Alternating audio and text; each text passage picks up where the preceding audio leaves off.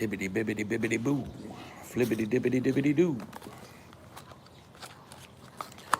Shibbity wibbity dibbity doo.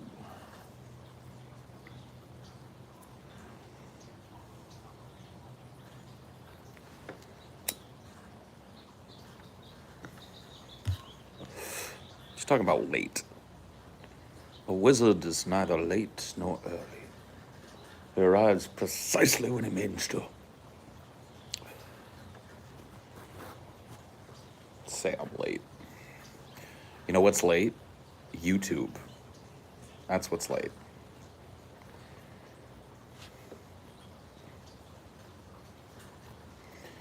YouTube is late sending out fucking whatnots.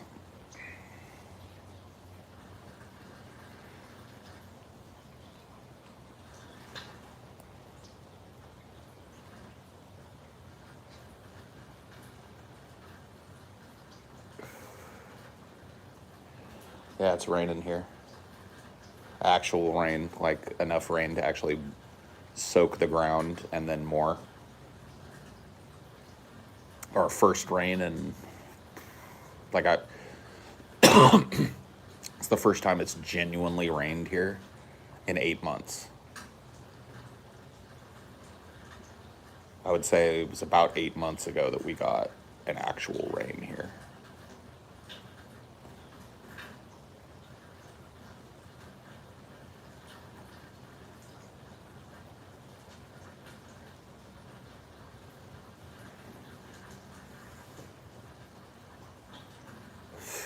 Yeah, I think I might trip balls today.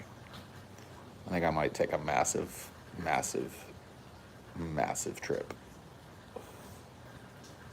Little serotonin reset. I was wondering when you were going to get rain. Oh my God, dude. Well, we finally got some. It's been raining since like 1 or 2 in the morning last night, or this early this morning, I guess, technically.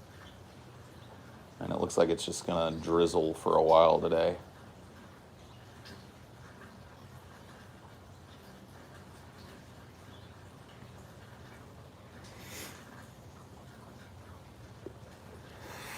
Hello.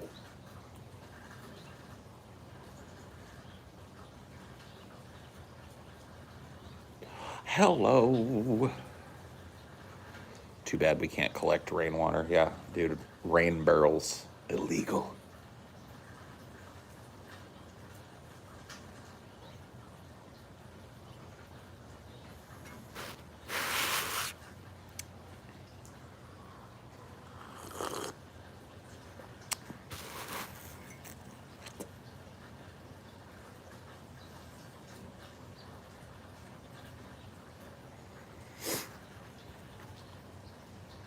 They made it legal in most states. That's good.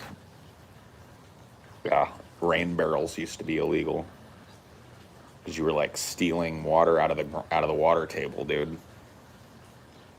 Stealing water that should be underground. It stormed about 8 p.m. where I'm at in California. It will dump for you soon, Paul. It already has.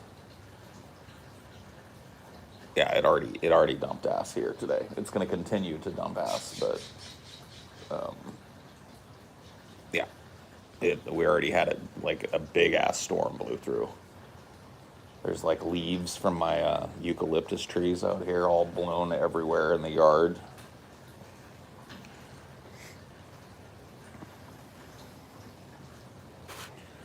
Don't want to know what the penalty for a solar still is then. Death. Dismemberment. Pain.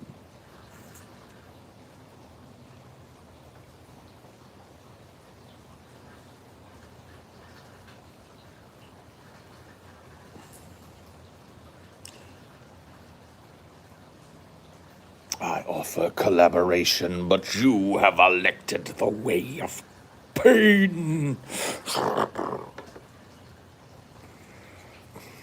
Does it rain a lot there, or is it getting rarer? I just got done telling you that it hasn't rained here in 8 months. Like, we haven't had a genuine rainstorm like this in 8 fucking months. 8. Count them, 8 months. That is beyond abnormal. Beyond abnormal. I grew up in this area. This place used to get summer rains, winter storms. We got none of that last year. We moved down here at the beginning of the winter, went through the entirety of the winter, and it didn't rain. Went through the entirety of the summer, didn't get a single summer storm.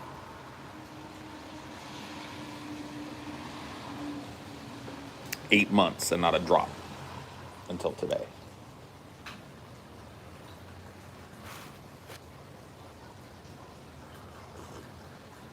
What we're getting isn't anywhere near enough. It would need to rain like this for like, I don't know, 6 months or some shit. And that would be devastating to the topsoil and to fucking, buildings that are built on shifting topsoil and shit. This much rain alone is going to cause, I guarantee you, if I look at the news right now, there's probably news about some mudslide or somewhere or something. Some some rock slide that happened because of this shit.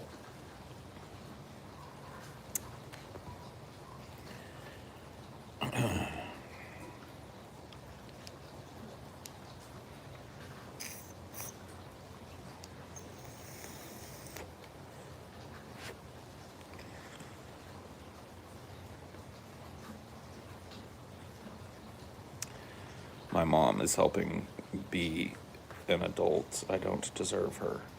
Huh? Oh. What are you talking about over there?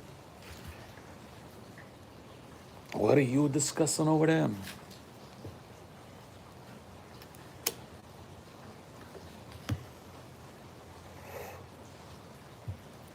Before long swaths of California.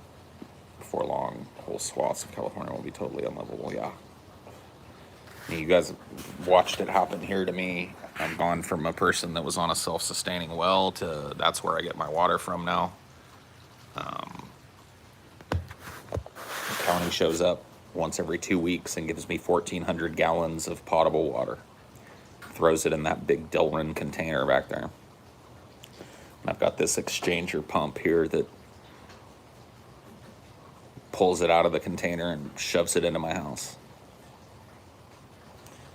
And there's, I think, 16 people in my neighborhood that have these. I think the guy was telling me. 17.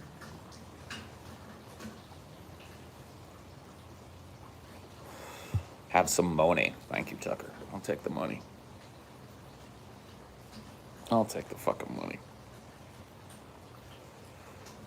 Is your well just dried up and the landlords didn't even bother to check it? It's not, it has nothing to do with checking. It's like they came out and had the well sounded. And, I mean, yeah, to be quite honest with you, they should have been sounding this well every year to find out how long they had to go. And they should have been putting money towards drilling a new well.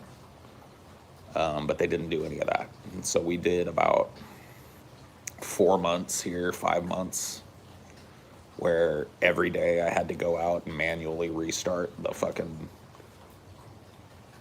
pump that's all the way over there multiple times in order to pressurize the house enough for us to take a shower or do a load of dishes. So yeah, it's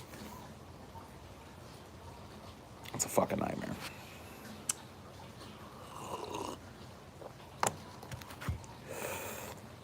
Yep. Would drilling a new one even work? Isn't the aquifer just depleted to fuck all? So what happens is when the aquifers drain out is they cavitate is what it's called. So this well has cavitated. It was plugged into a part of the aquifer that was nice and healthy, and now the level of the aquifer has dropped below a certain point, and it's left a cavity. And so the only option is to dig deeper into that aquifer. What do you have, a dad cup?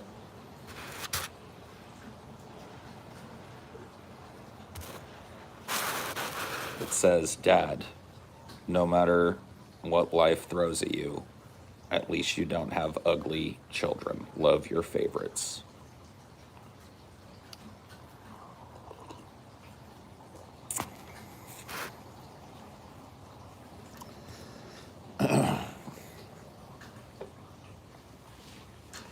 So they will have to take this well and move it somewhere completely different on the property. There's actually 3 wellheads on this property. This should give you an idea of the climate change that's happened in this area. There are 3 separate wellheads here. There's one all the way in the corner that was put in back in the 70s when this house was built. There's one in between those 2 that was put in probably the 90s, and then this one here was put in 2005. That's 3 wells that have sucked dry. Unsustainable.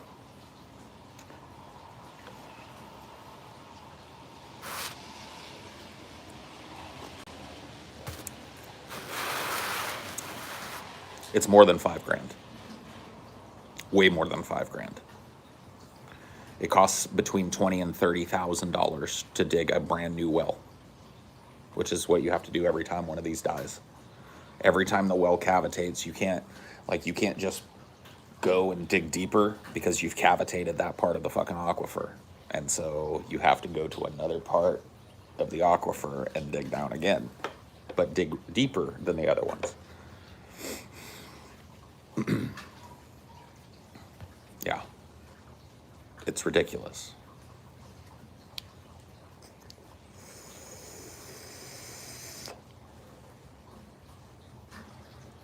The price of a new modern car for a single well. Yep.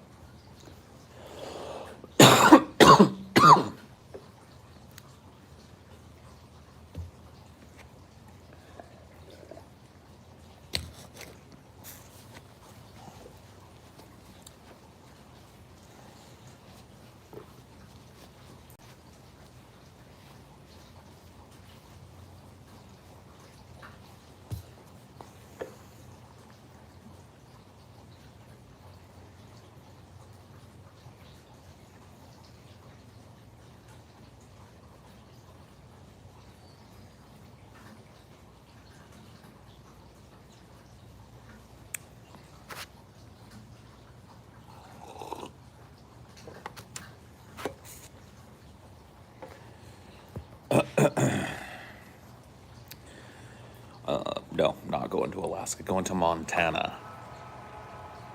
I'm going to Montana soon. 1, 2, 3, 4, 5, 6, 7, 8, 9, 10, 11, 12.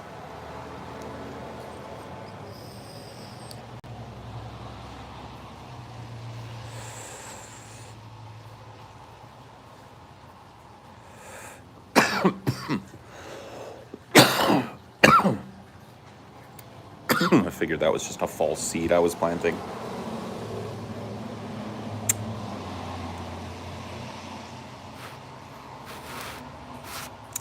Moving to Montana. You guys stay right there. Don't go nowhere.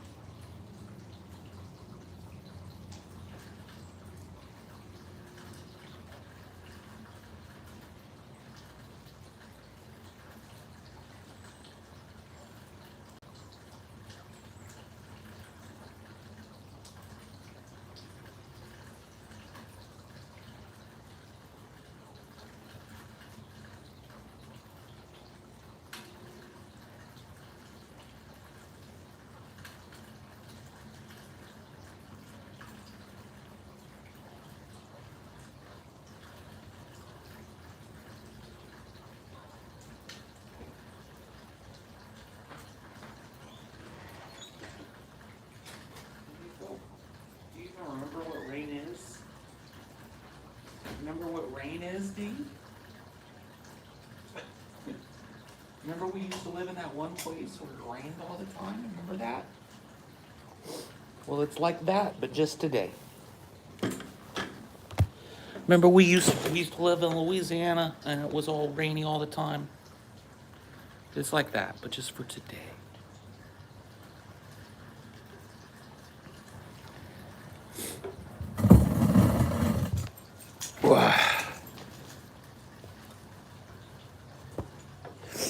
You wanna go potty? Get out there and go potty.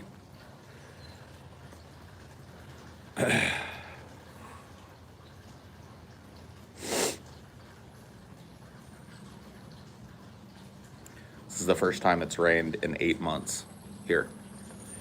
It rained one time last winter between when we got here and the end of the winter. It rained once. We had one rainstorm. And then it has now been 8 months since then.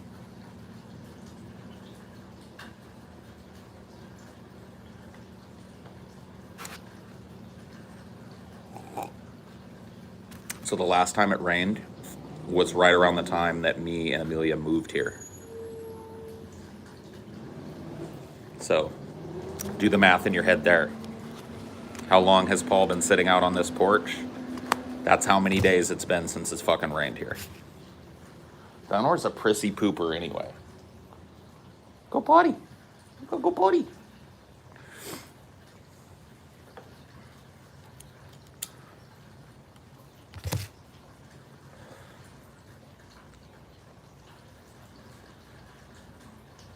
You don't have to go potty. You gotta go pee. At least. It's just water. Is that even remotely normal for your area? No, we had what's called a dry winter, which is what we have now. Winters in this area are supposed to be stormy. Like, we're supposed to have stormy winters. Like, not constant, but rain. Not unheard of in the past for it to snow here.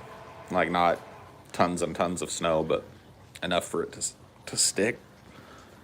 No, when I was growing up, it rained constantly here. We would usually get our first rain, first rain. There really wasn't one. It's just like all year. Like, winters were wetter than summers, but summers we would get summer storms in May, June, August. You know, like there would be 2 or 3, 4 big summer storms that would really soak out the land during the summer. And then in the winter, probably, 15 or 20 storms would blow through. Drop at least this much rain, at least. And, yeah. Is it raining a lot or is it more of a drizzle? Right now it's a drizzle, but it has rained a lot. It started raining sometime around like 2 a.m. last night, give or take.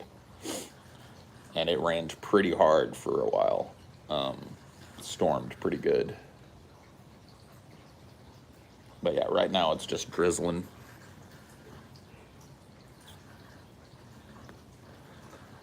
It's just having itself a little drizz right now. I'm gonna tell you guys right now, I'm not gonna, I am fine with discussing the weirdness in my particular area, but I'm not gonna get sucked into a fucking conversation about climate change or doomerism or anything today. I'm just letting you know. Like, we can talk philosophy, we can talk movies, we can talk video games, we can talk music. I really don't care what we talk about today, but we're not gonna relitigate the fucking end of the world today. I'm just not gonna do it. Like, yesterday I started a fucking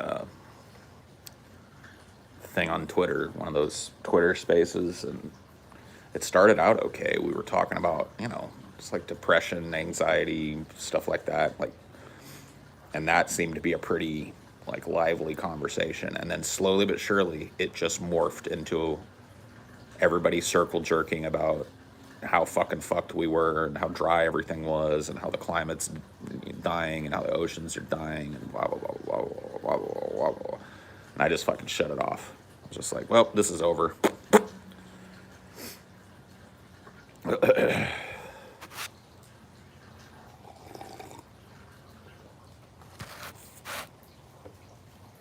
Like, I'm fine discussing the weirdness of the climate here, but getting into the just spinning out the fucking same old fucking shit, I'm not gonna do it today. Today is not the day. Did you get yourself a coffee, baby? Oh, good. Oh, I got mine. Oh, okay. It's okay. We'll split that one once. Sure. We got a little extra. Dinor is being prissy about going potty. Oh yeah. He won't do it. It's too wet. He won't do it. He's gonna lay here and not go potty. Have you discussed Alec Baldwin yet? I don't think so. Like, not at length. We can talk about that. I mean, it's something that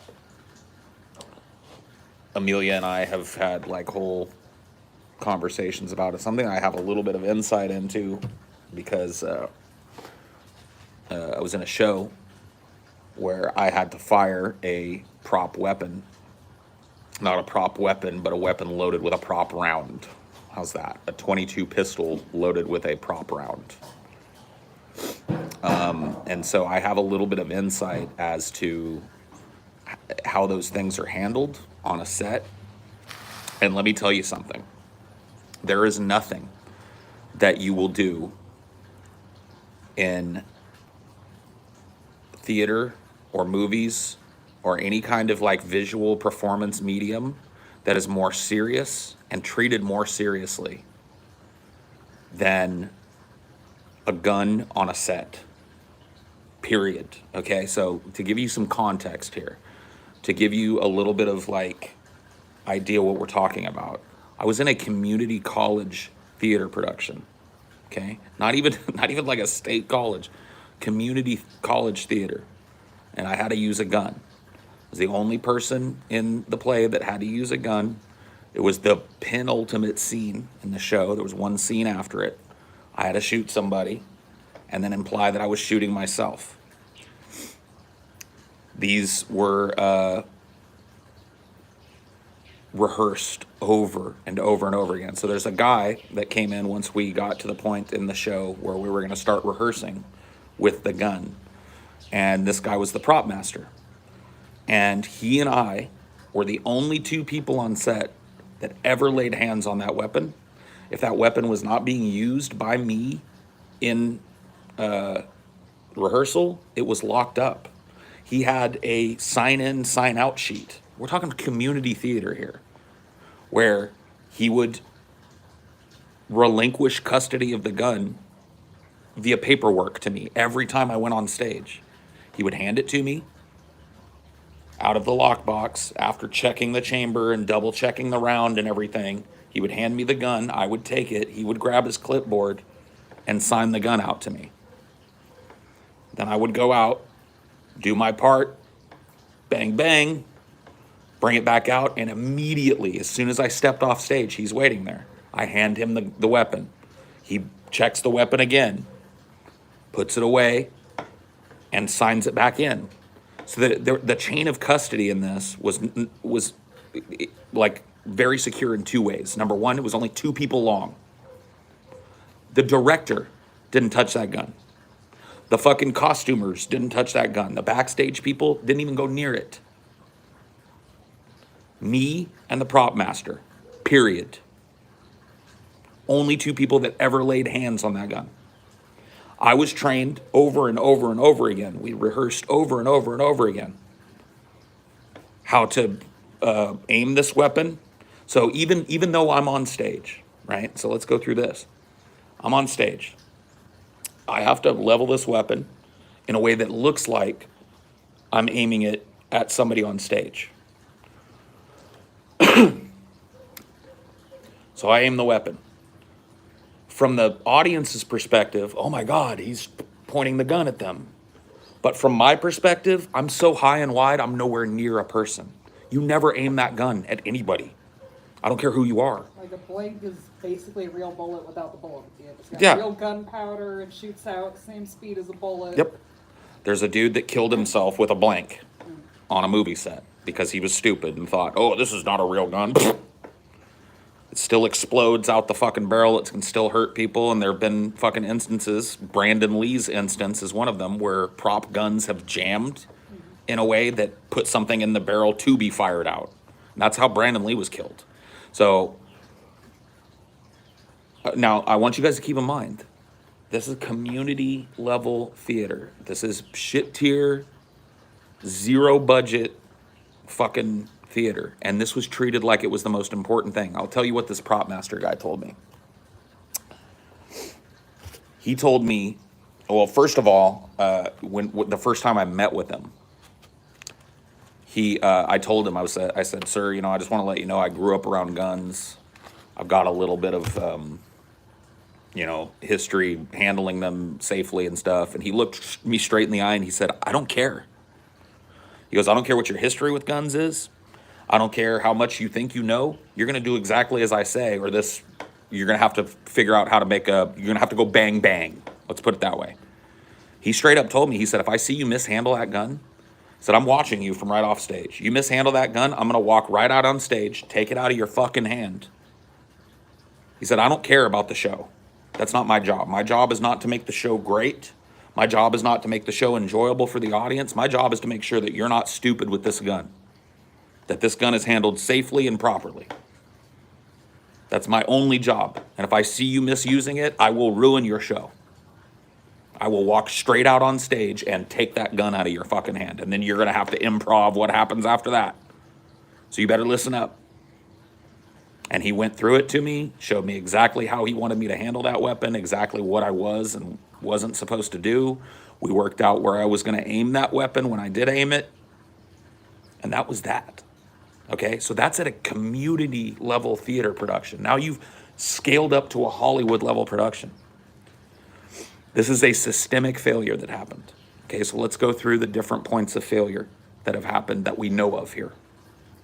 Number one, there was no chain of custody on the weapon.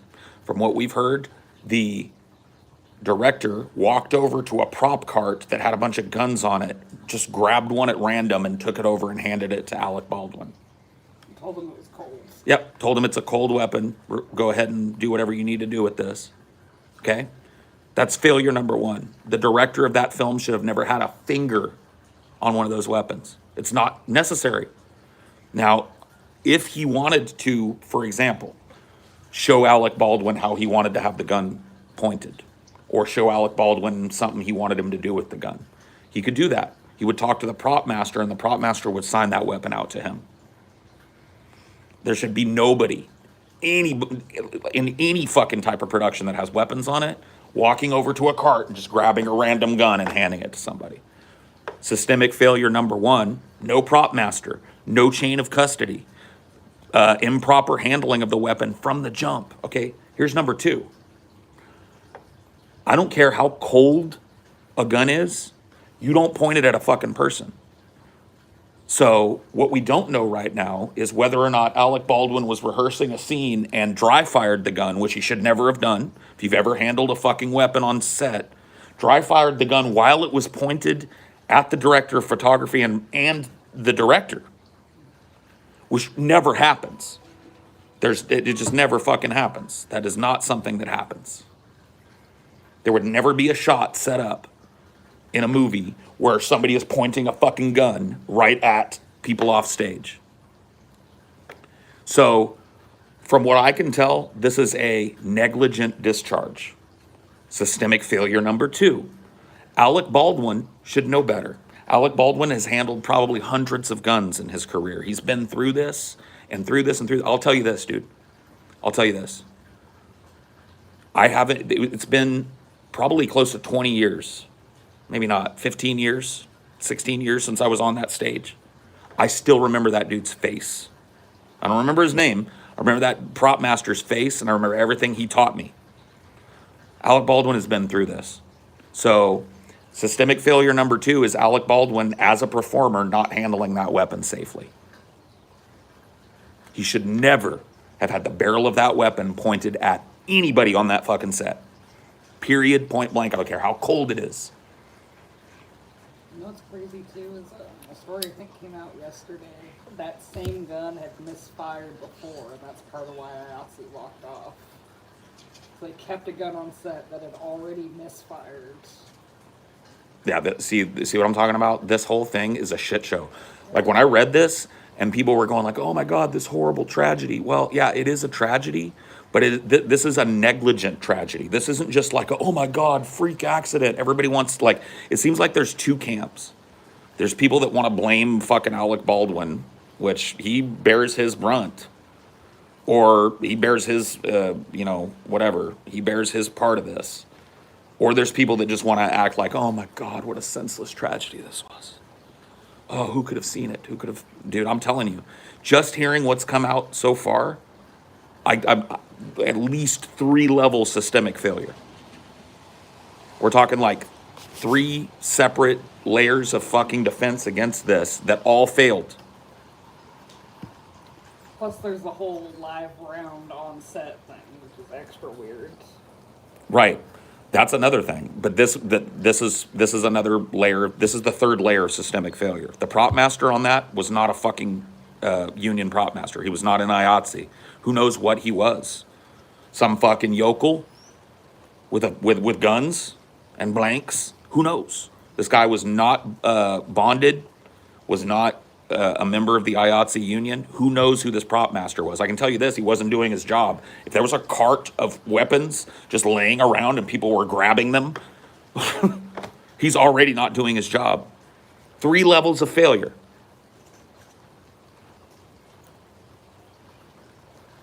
There is zero reason. I was talking to Amelia about this because she asked me, she was like, "Is there any reason why there should be an actual bullet?" I was like, no. The only thing I can think of is if you're on a movie set or something that's a closed set and you've got like armed security there.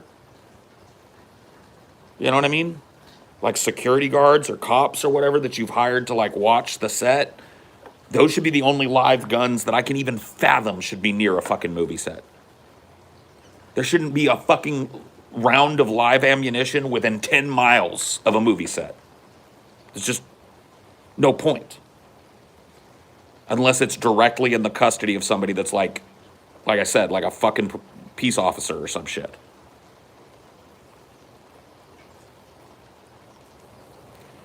So this type of shit, like, this hit me immediately. When I hear, like, you don't hear shit like this happen. And there's a reason for that. There's a reason why there's a billion movies that come out every fucking year where people are firing machine guns at each other and doing backflips while firing them and nobody ever gets shot. And I just laid it out for you. The chain of custody on those weapons, the amount of training that the actors get on those weapons. Anything, like you said, that's called like cheating when you like look like it's pointed at someone but it's not. Yep. If a scene couldn't be cheated for whatever reason, they use a dummy gun that can't fire anything. Right. So like if there's like a gun barrel pointed to someone's head, that's not the same kind of gun that they fire at people. No.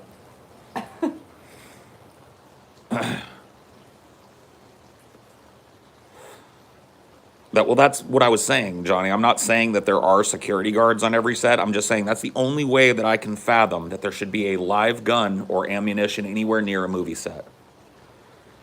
When that gun is in the custody of a trained police officer or a trained security officer that isn't going to set it down on the prop cart or whatever, or let the fucking stars of the movie play with it. So I can almost guarantee there's going to be a civil suit against the production company, probably directly against Alec Baldwin since he was a producer on this movie. The director and probably whoever handled this fucking prop shit is all going to be involved. This is not just some kind of like, oh my God, what a senseless tragedy. This was a systemic, this could have been prevented several different ways and wasn't. And so that's going to come up for sure.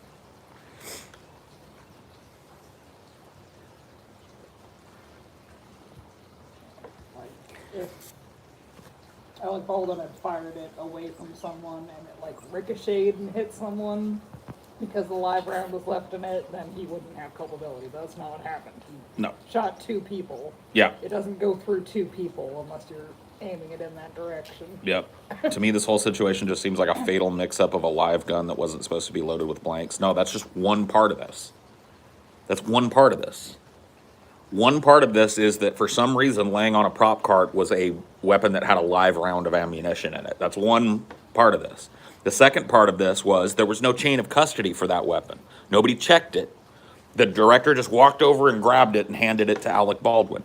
Number three, Alec Baldwin was playing pistolero and pointing the barrel of that fucking weapon at the DP. And he misfired. 3 layers of fuck up had to happen for this woman to die. Guns don't just fire. Nope. They don't just magically, the trigger doesn't just like do its own thing. Nope. You gotta have your fingers. You have to on it. point, you have to aim, you have to either negligently or with intent squeeze that trigger. That's it. Yep, killed a mother, killed a wife, and that we're talking 3 different fucking ways off tops that it could have been stopped. Why would Live Ammo even be on the set? Because they didn't have an IOTC fucking prop master there. They probably hired some dude that had a bunch of guns that had worked on indie productions or something. He just brought a bunch of guns and a bunch of blanks and was like, here you go. Go crazy with it. Forgot to check one of them. Left a live round in it. Like he used guns that he used for personal use or Yep. whatever. He's got a personal collection of guns. They hire him to bring his collection of guns down. He does a half-ass job because he's not bonded at all and he's got, not thinking. Does a half-ass job at checking the chambers on all of them and leaves a round chambered in one of them. Ends up on the prop cart. No sign in, no sign out, no chain of custody. Somebody just grabs it. Pow!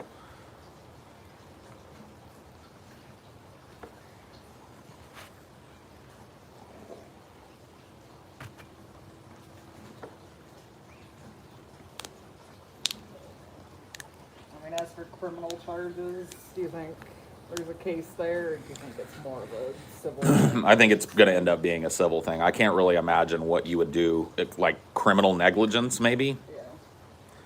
Because I'm telling you, man, having been involved in a shit tier production with a gun, like I said before, you have no idea how fucking serious that shit was. Shit tier production or no, I was handling a weapon.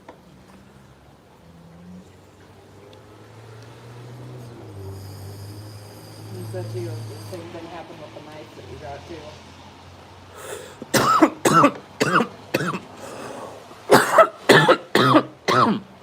There was a dull.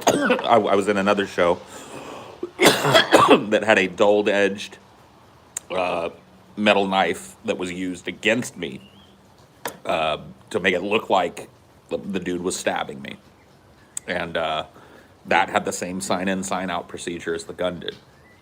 You can kill somebody fucking straight up dead with a dull blade. The long blade, it was made to look, good for the fucking lights and shit. But you couldn't cut yourself with it. But I'm telling you, man, you could still bury that in somebody's fucking head. All that shit is taken fucking ultimately seriously. You have to understand, dude, on these plays and shit, I was in a bunch of college level productions. I had to do a bunch of dangerous shit.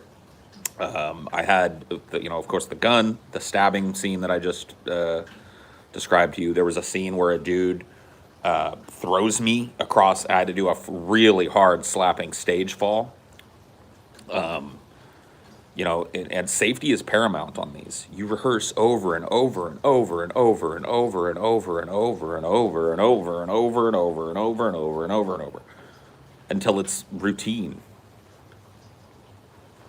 I remember we were talking about this on a grease trap, I think, and banter was moving real fast. And I remember TJ saying, like, I don't even understand why do you need to rehearse with a gun? And I should have corrected him at that point and been like, dude, you rehearse more times with the gun than you do actually shooting with the gun.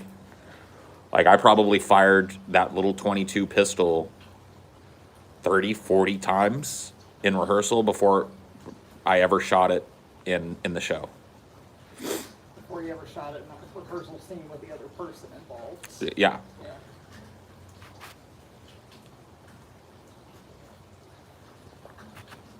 Not just like Brandon Lee. Not just like Brandon Lee. 2 completely different failures. Brandon Lee's death was a failure of, like, a mechanical failure on the gun. And yes, probably could have been and should have been caught, but it does not have the 3 layers of failure that we talked about here. It was just like, it wasn't a bullet in there. It was like a stuck or something, fucking gun casing Yep. or something. That got blasted out of the barrel and it hit him. And that's So why they're treated like live guns, because they shoot like live guns. Yeah. If there's anything lodged in there, like if a rock had gotten in there, that could kill someone. yep. That's so the Brandon Lee shit, way closer to what I would call a freak accident. This one is not a freak accident. This one is a negligent accident. And those are very different. Not calling Alec Baldwin a murderer. No, I don't think he meant to do this, but I think he could have prevented it.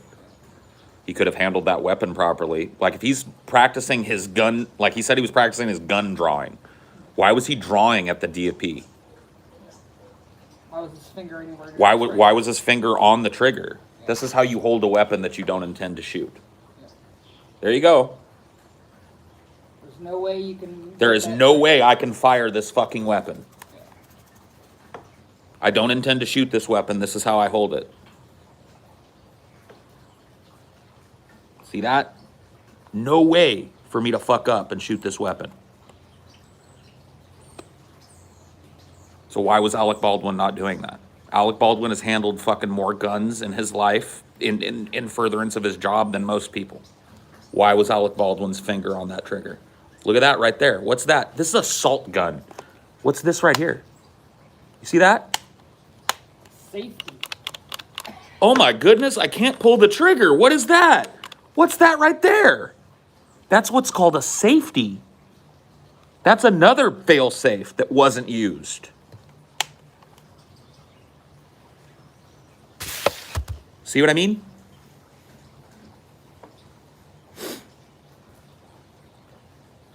Nobody should ever be handed a fucking legal weapon in this country without trigger discipline training. Period. People need to know this shit. Dude, I see way too many fucking people handling guns improperly. And it drives me nuts.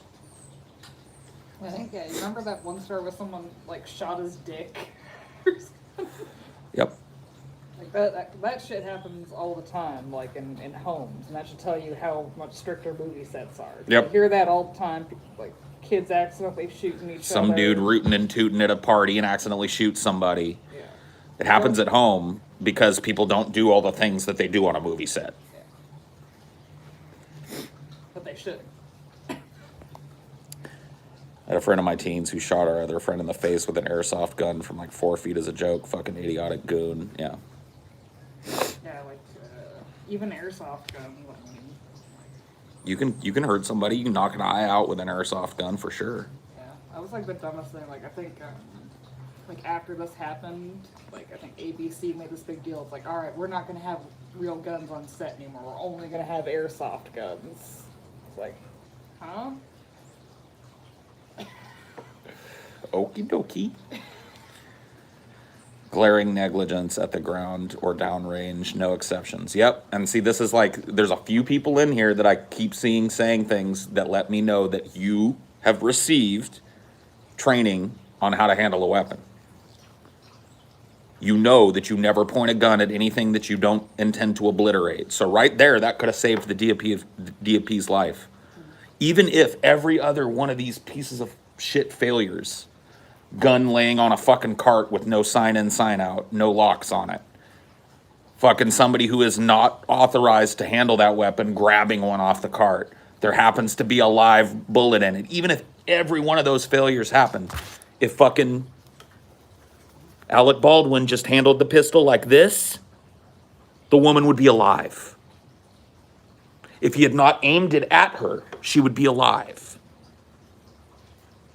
It's like I said, the only way that he would have still killed someone with that is if, like, he fired the live round and it ricocheted and then hit someone. Even then, dude, that's just so fucking, like, that never would have happened. Yeah. It's 1,000,000 to 1. Pulling the trigger while you're pointing it at somebody, that's a pretty good way to kill a person. Is there a charge against him? And if not, do you think there will be? I really don't know. Like, they questioned him for, at least I don't think they've arrested anyone. No, nobody's been arrested for this, but I'll tell you, man, I'm not the only person that knows this shit. Like, this may be, like, for those of you that aren't gun people and haven't, like, taken part in this type of usage of prop guns and stuff, this might be, like, new information to you, but this is not new information to investigators. This is not new information to people who are looking into this.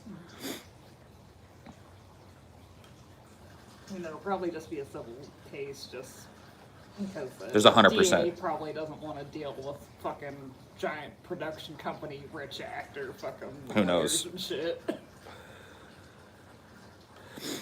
In our training, they don't even talk about pointing at what you want to kill hunting. It's all safety. That's what it should be.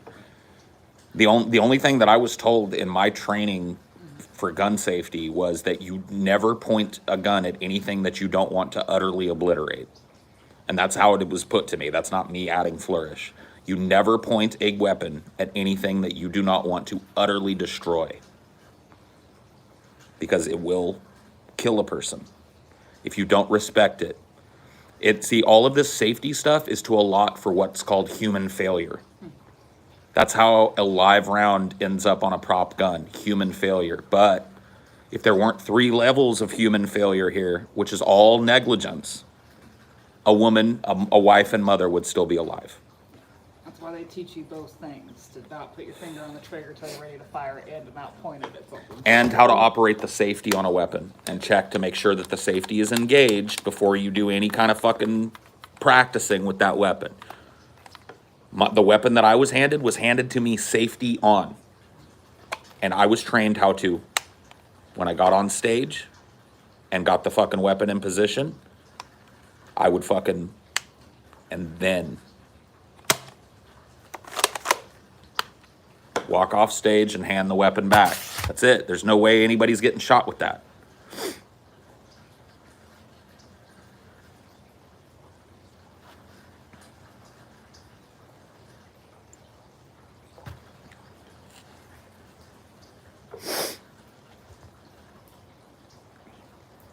It was a shoot at the camera for a shot with the blank gone wrong with live ammo. It's my understanding that those shots are fairly common. Yeah, those shots are fairly common. When you're talking about somebody shooting at the camera, do you know what they do? They set up the camera, the DFP gets the shot set, and then everybody clears the fucking set. No one So that if there's a live round in that gun, the only thing that happens is a $5,000 camera gets blown away. That's how they do it. Do you think that the DFP is standing there going like, yes, shoot at me? No. No. So if that's what they were practicing, the DFP never should have been in the line of fire. Yeah, it's not like cameras like just have to always have someone there. No. They're not using little flimsy cameras that fall down. It's not even a remote camera in most of these shots, Nick. That's technology that's used like at a higher level. We're talking about the DFP setting up a shot and then walking away. And then walks away and clears the set, and they say, clear the set, live ammunition, roo, roo, roo, roo. And then the fucking actor goes, listen, Johnny, you're fucking dead. And if there's a fuck up somewhere along the chain of custody and there's a live round in that, the only thing that happens, like I said, is a $5,000 camera gets destroyed. And somebody gets fired. A wife and mother doesn't have to be buried by her children and her husband. You see? And like that still doesn't make sense because they said it was a misfire. So that means like he wasn't even. So yeah. That shot. That makes it even more negligent. Misfiring a weapon. If you've had baseline gun training, you'll never do it. You'll never do it.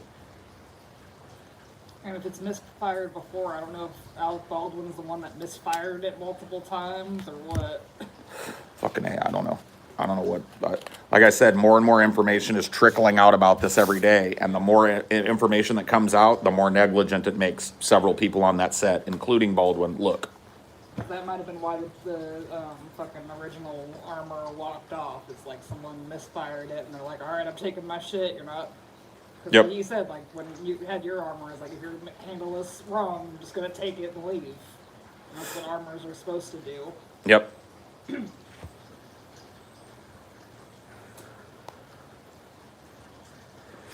You've seen behind the scenes footage from Breaking Bad of them doing exactly what you just described. Yeah, clearing the set. Yeah.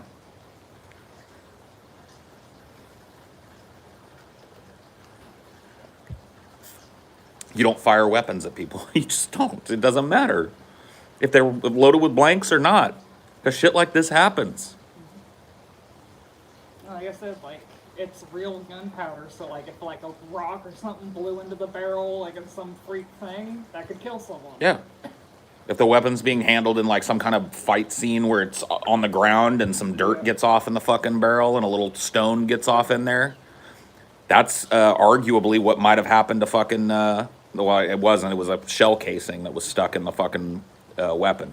But it's the same concept. Now, Like, should that weapon have been checked before he shot it? Yes. Before the actor shot it at another actor? Yes. Should that fucking scene have been cheated to make it look like that actor was not, like, was pointing it at Brandon Lee, but he really wasn't? He was wide? Yes. Did both of those things happen? No. What happened? Brandon Lee's dead. Same thing here. Just actually more ignorance and more systemic failure involved in this one. And we don't even have all the fucking info about it yet. Dude, I'm passionate about this shit. I fucking hate people that mishandle weapons. I'm a strong believer in the right to own fucking weapons, to defend yourself, and the right for people to, but I also think that with that right comes the responsibility to handle those weapons ultimately safely. Every time I hear a story about somebody whipping a gun out at a party and accidentally shooting somebody, that's like the dumbest person on the fucking planet to me. There's no excuse. There's no excuse. or like kids getting it. Yep. There's, There's no excuse. kids aren't fucking like masterminds. Like, it shouldn't be that fucking hard to lock it up and put it away and don't tell your kid where it's at. And like, dude, kids are gonna find it anyway, but there's a million ways to lock up a fucking gun that, Yeah. oh well, get a gun safe. And the few kids that learn how to fucking like crack open a gun safe, then that all right, it's whatever. You can't. Like account for if your kid fucking gets the stethoscope and like breaks into your gun safe, like, yeah, you've done your due diligence or whatever the fuck. You just raised a criminal mastermind at that point. But like, that's just ridiculous. You get a proper fucking gun safe or a trigger lock. They make multiple different ways to secure a weapon to where it's literally like harmless unless you beat somebody over the head with it. You know? There's no excuse.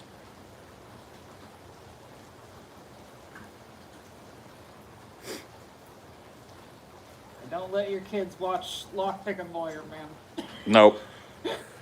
Dude, the lockpicking lawyer teaching people how to break into everything, bro.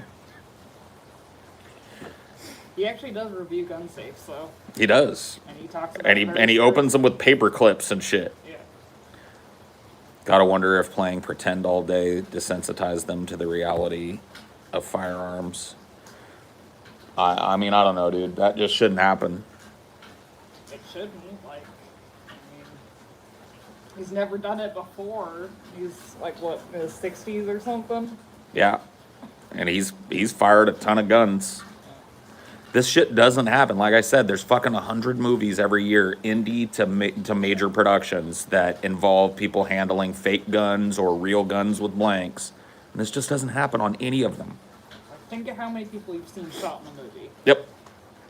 And the only example we have of this happening where it's like an accident or whatever is Brandon Lee. The other dude that fucking killed himself with a blank, that was just straight up fucking... That was his bad. You know what I mean? Nobody failed but him. But these other two, we're talking about there's some kind of a systemic failure, something is missed. Yeah. That's why you don't see these things every year. Like, no one would allow real guns on set if this was like a common thing. Like, the insurance companies wouldn't allow it. I think as time goes on, the need to have actual weapons on set becomes almost, you know, like as they get better at creating these kind of functional props, because they can make weapons, and they have for some movies that look like they're cycling. So they're basically a big toy like this. The person pulls the trigger, bang,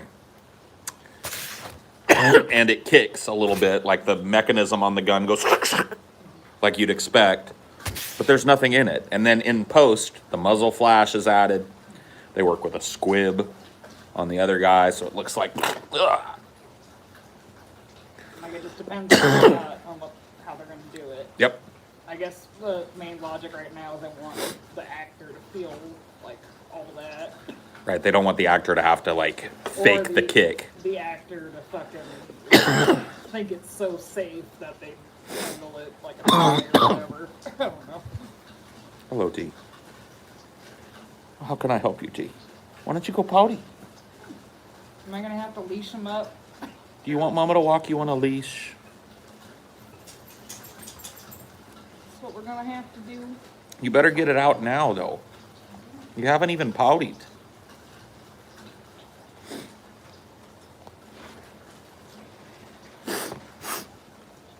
Can they make prop guns that real bullets don't fit into? Absolutely. They've done this in weapons before. Like, well, anytime you see a weapon that it doesn't exist, they've done that, right? So they've taken.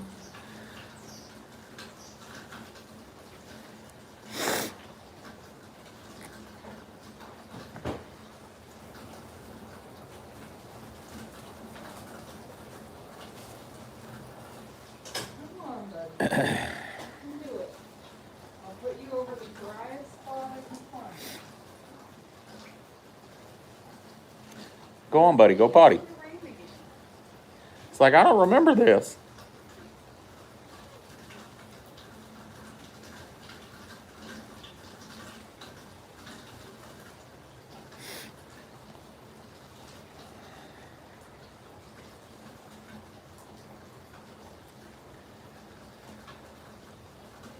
Just win, baby, yeah. Raiders pick up another one. Even despite all the John Gruden fucking drama, they pick up another one. Really good showing.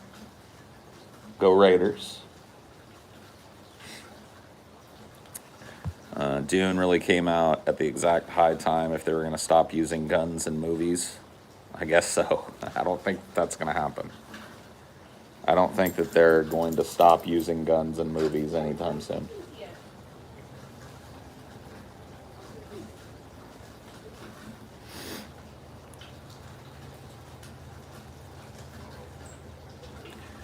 Alec Baldwin's best role is accidental murderer in the reality show Earth.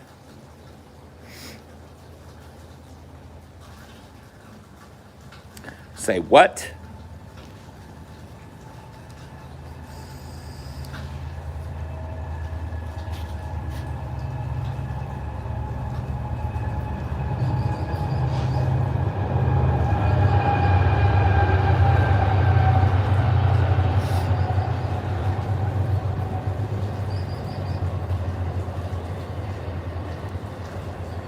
Negligence with firearms is what caused this tragedy, compounded by Hollywood's insistence upon using real guns for realism. I think that there's no problem.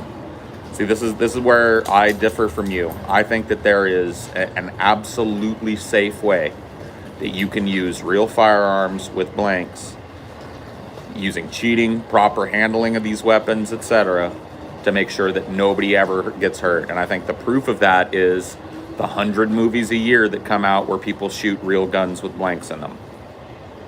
The stage productions. Stage productions, yeah. Like I said, the one I was involved in wasn't even a movie. It's a fucking stage production. There's tons of stage productions that have people shooting guns at each other. I'm sure, like, never heard of it. The Jersey Boys play, there's gunshots. Yeah. Yeah, there's guns being fired in that. Like I said, dude, there's a ton of it.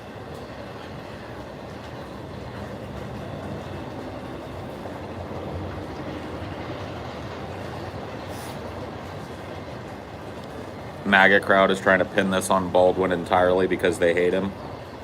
Like I said, dude, he's got his fucking cross to bear with this. He's not. You cannot exonerate Alec Baldwin. It's not an oopsie that he had nothing to do with. You know what I mean? Even if he was hired a live gun, he should never have been pointing it or firing it or dry firing it or misfiring it or mishandling it near another fucking person. That's on him.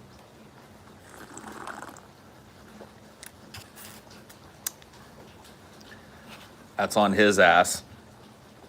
but it's also on the director's ass, who's supposed to be in charge of all of these safety precautions and shit. The director is the on-set boss. Their say goes. They empower the people that fucking handle all these different things. Paul, the gun expert. Well, get yourself a fucking profile pic, and then I never claimed to be a fucking expert. I've just been through gun safety training. This is what I'm talking about. This is not like some kind of high-level shit that only people that are experts in guns know. I'm not a gun expert. I just know how to handle a gun safely. Literally anyone that knows anything about guns could tell you this. Yep. You know what the dumbest take I heard was, though? What? That they put a live round in intentionally to hurt Alec Baldwin because he was on Epstein's black book list. We're starting to get into conspiracy territory here. Yeah, that's the dumbest take I've seen.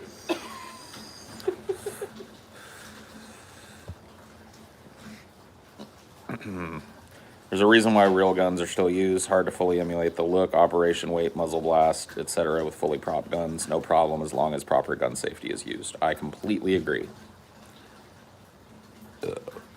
I'm not an expert. I'm not claiming to be a fucking expert. Like, I don't know the... You know, I'm not like one of these gun people that knows exactly every type of gun, and I've only handled several different types of weapons in my life. I've only fired 3 or 4 different types of weapons in my life. You know what I mean? I just was really, as a child, and then as an actor, trained in gun safety. Like, I know how to handle a weapon so that it doesn't shoot somebody. The chances of me accidentally shooting somebody are very, very low because I have trigger discipline. I'm handling a weapon. It's been a long time since I fucking handled a weapon, but if I'm handling a weapon, I know how to do it. Yeah.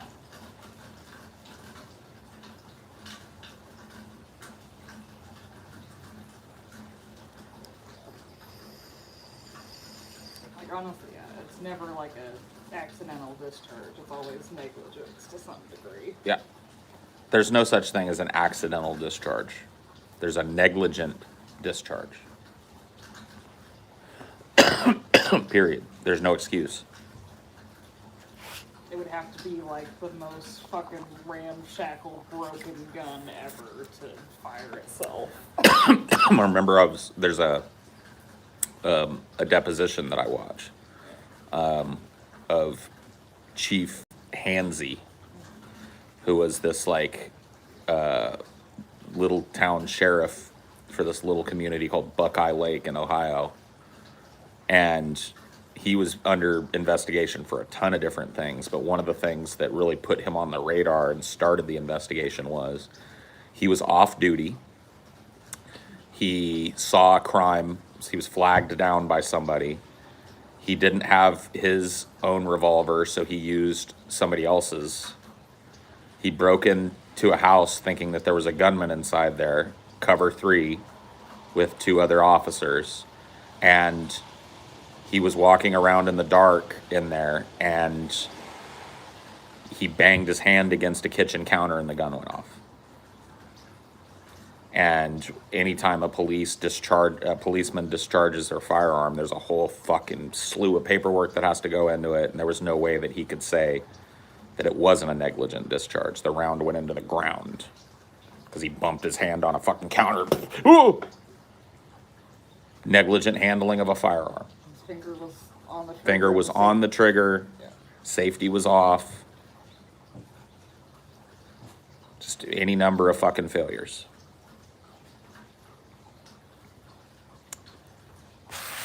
There's no excuse.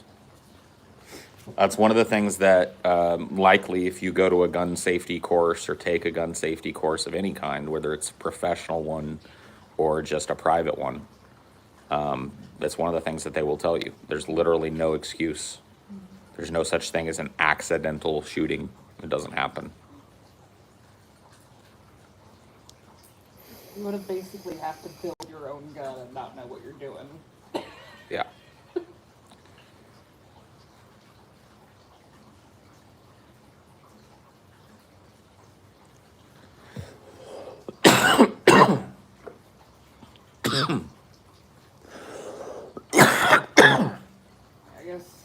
semi-autos are a little bit easier to do it with because you don't need as much trigger pressure, but even then your finger should be on it. I mean, like there are guns that have very low trigger resistance, and in fact, there are illegal guns that have what's called a hair trigger on them, which are really fucking scary. They're illegal in a lot of states. I don't know if they're illegal in every state.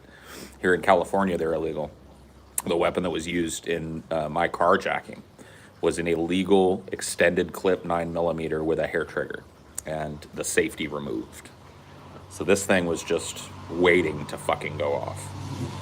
Had it to my head for at least 45 minutes. Some guns even have 2-stage triggers, yeah. Where there's like 2 stages to the pull, so if you accidentally pull it, you can stop. But yeah, there's no reason a gun like that should be on a movie set, obviously. No. Not at all. Not so many people watching a movie are that fucking vigilant that they're like, oh, gang member wouldn't have a gun that has a safety on it or whatever. I mean, they make those types of guns look like street pieces and shit, but they're all carefully handled and carefully chain of custody and double and triple checked by the prop master. They can make a gun look like a street piece of shit. But if it's being used in a movie, guarantee that thing has been checked and double checked and triple checked and quadruple checked.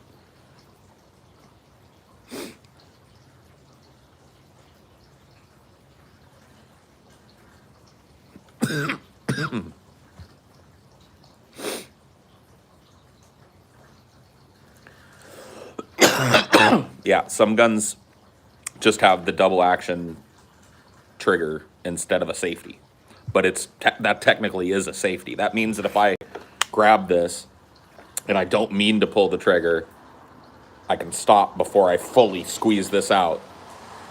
So it's click, click, click, click.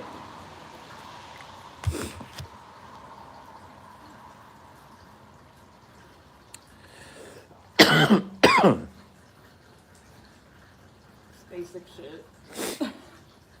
Really, everyone should know. There's just no excuse. Just one of those things. Like, I think that should be something like taught in schools. Yeah, Like, probably.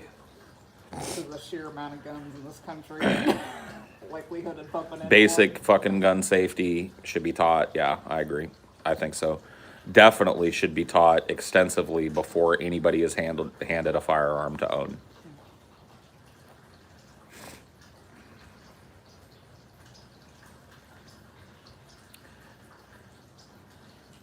Yeah. It's harder to misfire. Like, once again, we're talking about different trigger pressures and shit here. A revolver requires a very significant squeeze because of the dual action. You have to squeeze hard enough for the hammer and then squeeze hard enough to fucking... So it's very hard to misfire one of those weapons. And so they don't have safeties on them.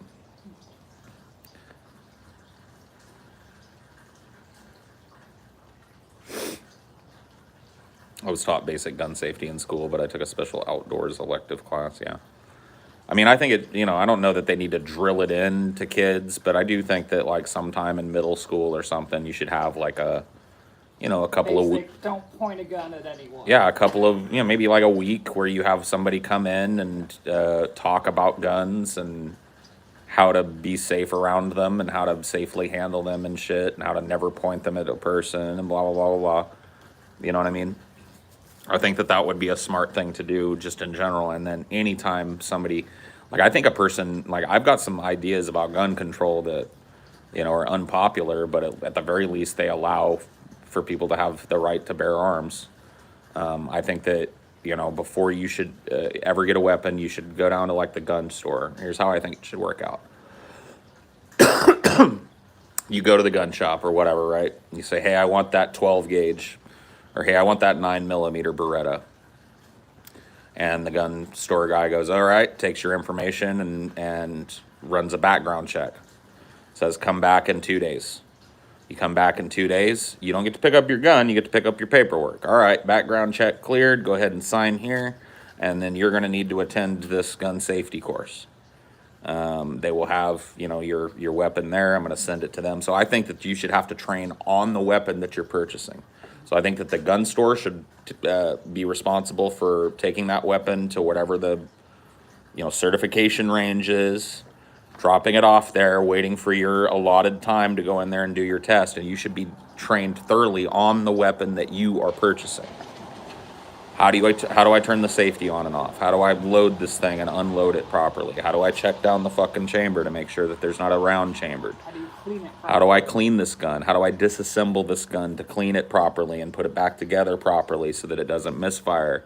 How do I fucking, you know what I mean? How do I maintain this gun? How do I keep this gun stored and locked up? This is one of the reasons why I think you should have to train on the weapon that you're trying to buy. Because different weapons are, you know, have different methods of disabling them. And so you should be taught several different ways. And that's that. You know, once you've gone through, you should have to fire the weapon, you know, to show that you know how to operate it and it's not going to, you know. You think aim's equally important? Yeah. Be able to demonstrate that you can hit a target. Yeah, I mean, I don't think that you should have to be some kind of world-class fucking athlete with it, but yeah, you should be able to hit a general. Yeah, you should be able to demonstrate that you can discharge that weapon and have the bullet go in the general direction that you're aiming. Yeah. Yeah, absolutely. Once you've gone through all of that, you get your certification and you get your weapon, and you go on home with it. There you go. Yeah, it just seems dumb, like how people would oppose something as simple as that. Because they look at it as like creeping removal of gun rights, Yeah. which for some people it would be.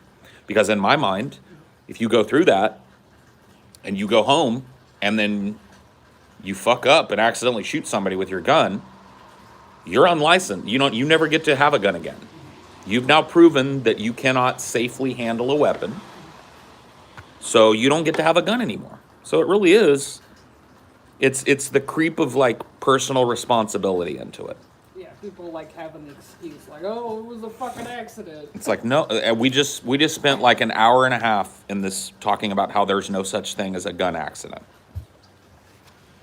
If a gun is being handled properly, there's just no fucking such thing. There's gun negligence.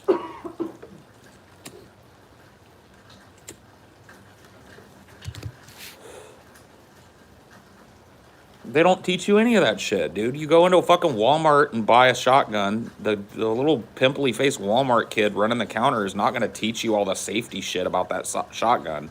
They're not going to show you how to load it and unload it and clean it. They're just going to send you home with a fucking gun and a bunch of ammo.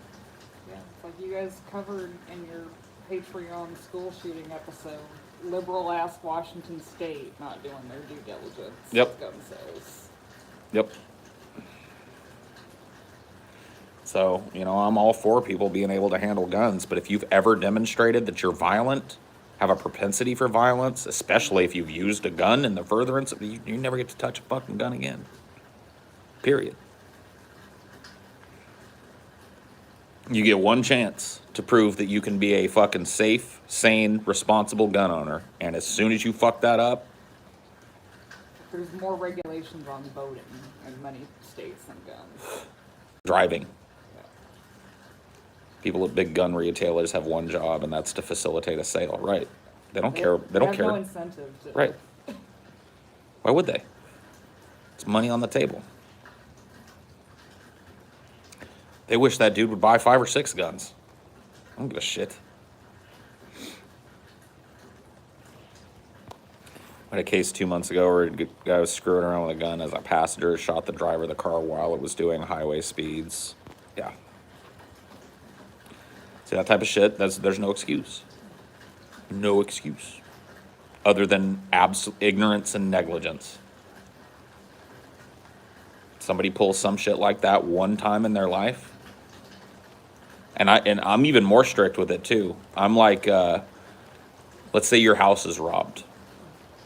So what happens is, of course, when you get burglarized, is that the police come and they do an investigation. If the police in their investigation find that you had no safety devices securing your fucking weapons, you don't get to own them anymore. You basically just served up weapons to criminals. You made no attempt to lock those weapons away in a place where people who shouldn't have them didn't get their hands on them. You lose your right.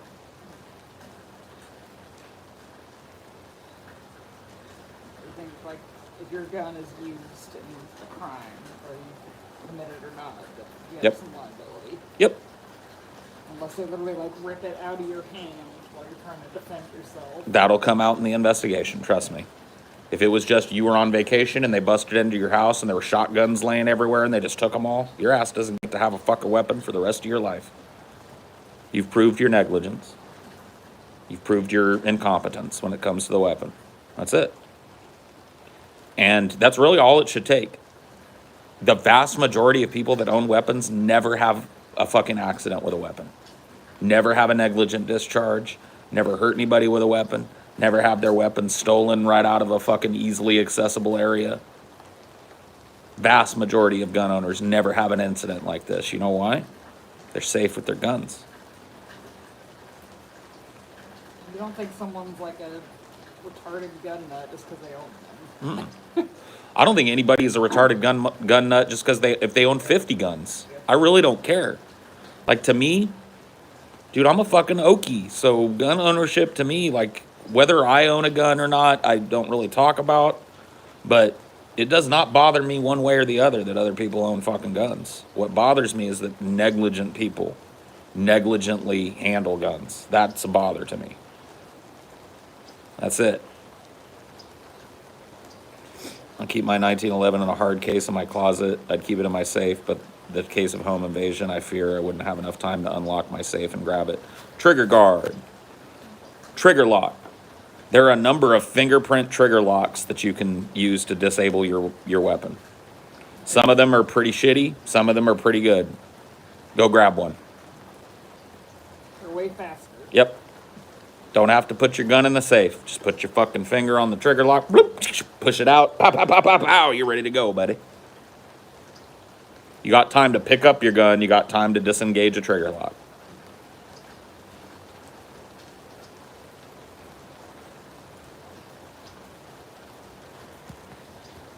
Because if you don't have your gun locked up and you're asleep and someone just broke into your house, who's going to get to your gun faster? Yeah.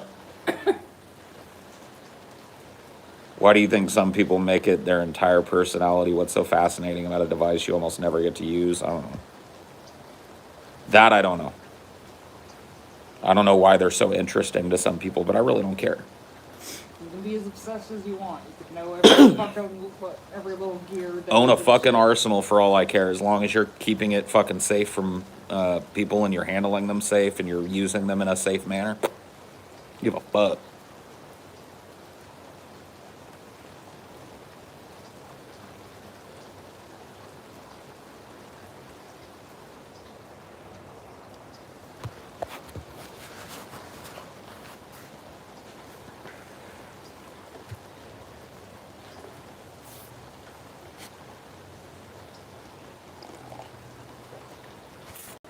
A lot of gun accidents do involve some alcohol. I wonder what that means. I wonder if it means that if you're sitting around and getting pissed drunk with your friends, that's not the time to whip out your gun. What do you think? Well, you get charged with drunk driving. Why not drunk discharge? Yeah, absolutely.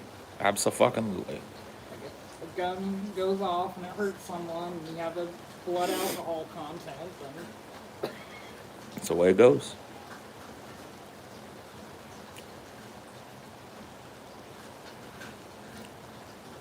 It's been a while since I was at a gun range. I went to a gun range when I lived in Arizona, and I did enjoy it. It is a fun, like, it's a good stress reliever. There's a lot of, like, I don't know. adrenaline rush and shit. Yeah. It just feels good. But it's not something that I have sought out since then, so I guess it doesn't feel that good. Drunk discharge should only be the result of ill-advised sex. There you go. That's the only drunk discharge. And even then, like, it doesn't mean you get free of the baby. You have a drunk ejaculation. Yep. That kind of drunk discharge has the same potential to fuck your life up.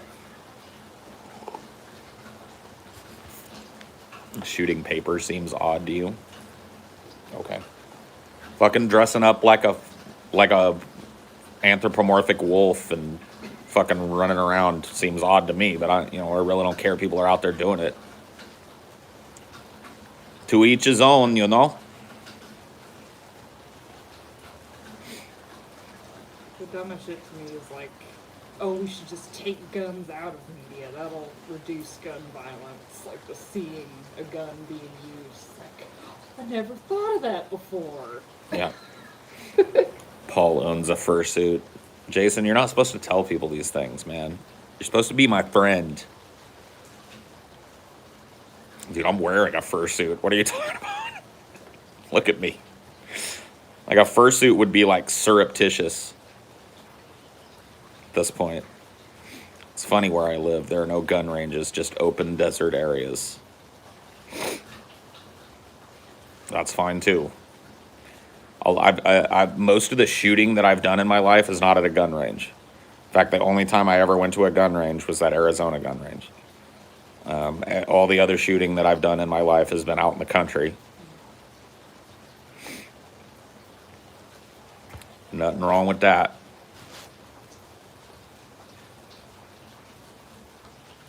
Like even people shooting that one dude or whatever in the neighborhood that shoots it at 2 o'clock in the morning, like it annoys you, but ultimately you're not like, oh, what a fucking.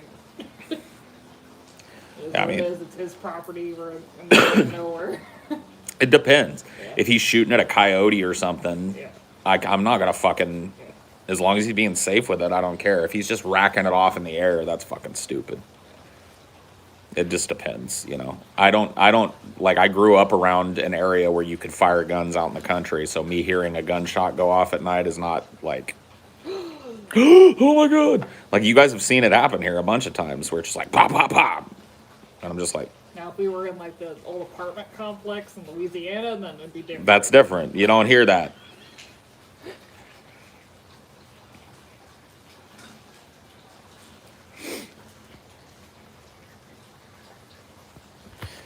Like, the place that I shot at most when I was younger was on a piece of property that had a canal, and the canal had this earthen berm on the edge of his property, right? And he would set up the targets up against that earthen berm. So, and we would, back off of it. There was nobody within fucking 10 miles. So, and it was perfect for stopping the bullets because, if you're aiming down target or something, you miss, the worst thing that happens is it goes, sticks in the dirt over there. And that was just a perfect spot to safely have fun shooting some guns. Dude, I hear gunshots like twice a week here. Over in this direction, I typically hear somebody using a 12 gauge. That's probably a coyote. And that's probably shooting at a coyote or something at night. Out this way, I tend to hear smaller rounds being fired off, like 9mm and shit, and that's probably just some jackass. Woo! Never seen or heard a gunshot. You sure you're an American, buddy? You in America? What kind of American ain't never heard a gun go off, boy?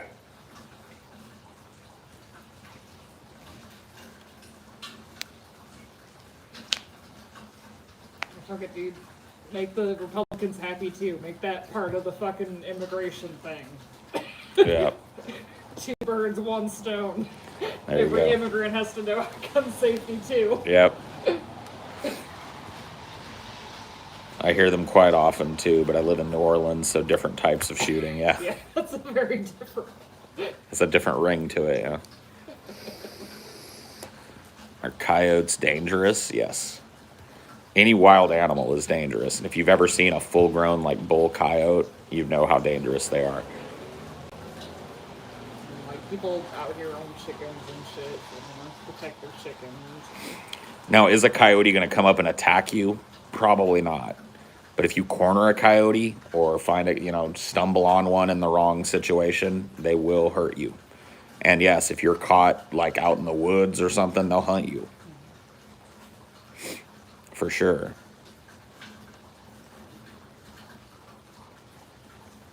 We let the foxes chill in our yard. If you saw a coyote, it would fuck it. Dude, a fox will fuck you up. Yeah, I mean, if you corner it. You corner a fox and try and grab it or something, that little motherfucker will shred you. Coyotes win. Dude, you have no... I've told this story a bunch of times, but it's really fucking hard for me to understate how fucking crazy it was. A giant boomer squirrel came running through our fucking property one time. Me and Amelia saw it. Dinor saw it. He went and chased it. Turns out it was being hunted by a big fucking bull coyote.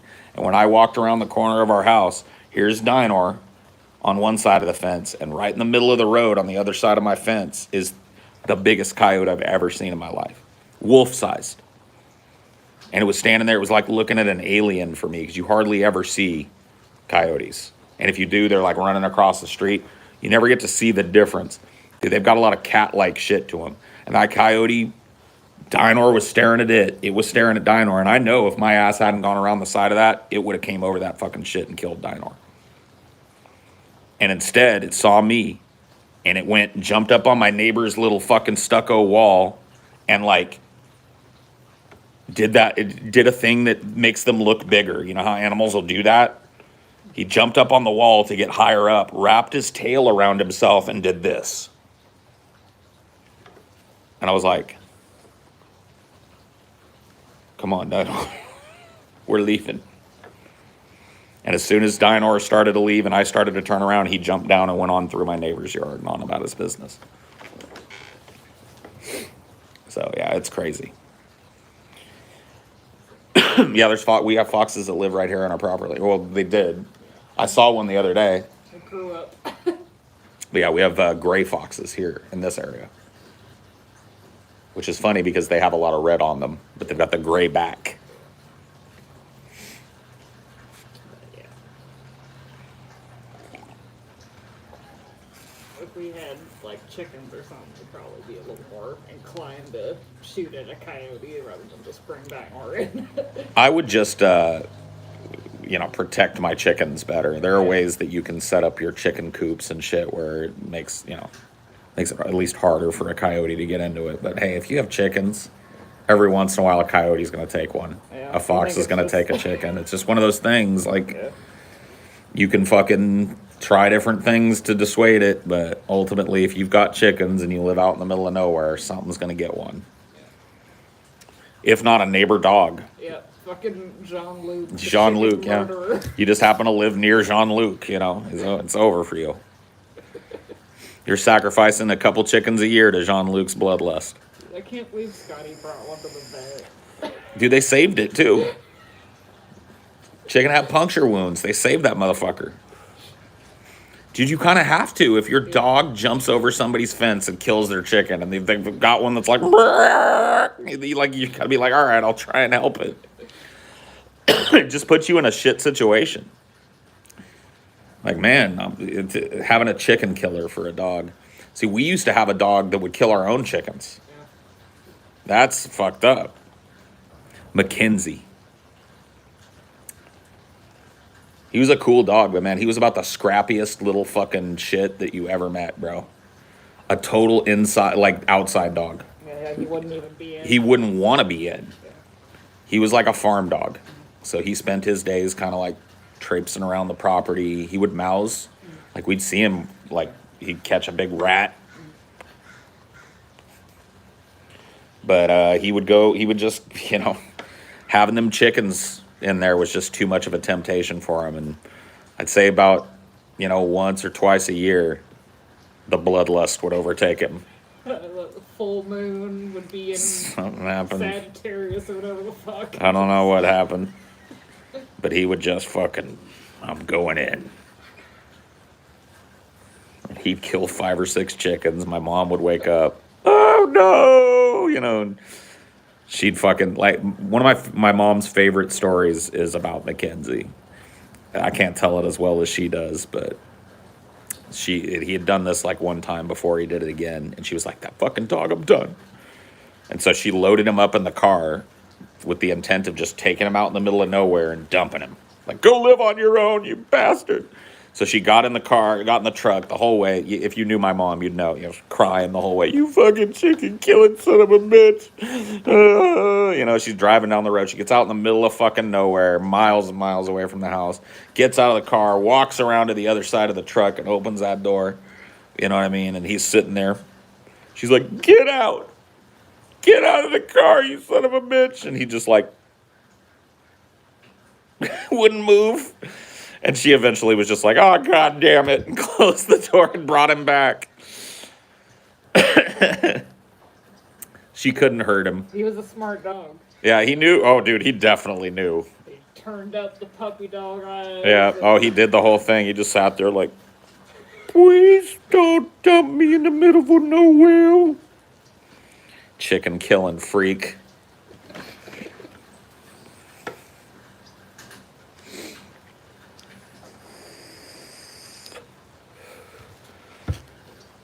Yeah, she couldn't hurt the dog. We eventually gave that dog to my grandpa because he needed a dog. And he really liked Mackenzie. He had like a rapport with Mackenzie. So we ended up giving him to my grandpa, who lived in an area that there were no chickens for him to kill. And so he ended up being a way better companion for my grandpa in his twilight years than he was for us. He was not a great dog for us. Dude, he had another maneuver because we had a horse. He would go out into the horse pasture and just bring a big old sloppy road apple up. Just a road apple is a horse turd, by the way. He would just grab if you've ever seen a horse shit, it comes out in balls. And he would just like walk up with a whole horse turd in his mouth and just plop it on the fucking cement and lick it for a while and then just leave it. So you'd wake up in the morning, there'd be 2 or 3 like ripe horse turds just in the breezeway. Fucking Mackenzie, horse shit eater. It could have been worse. She could have put him like in the house if you had like a doggy door. He was too stinky and shitty, man. He was such a like gnat. He wasn't fixed.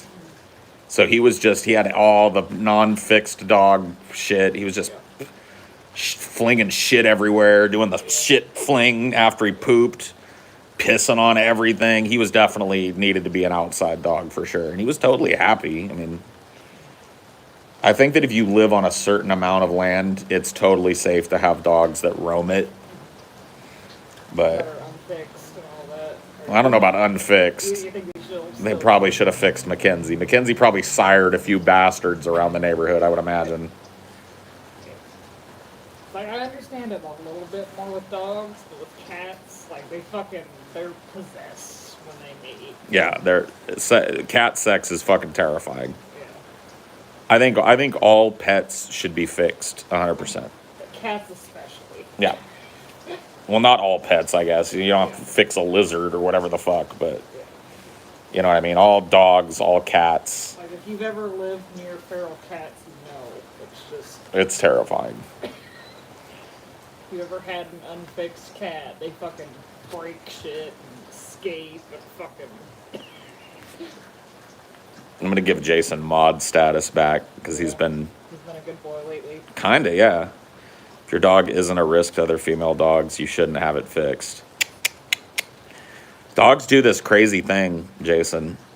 It's called digging under fences and shit. Maybe you've heard of it.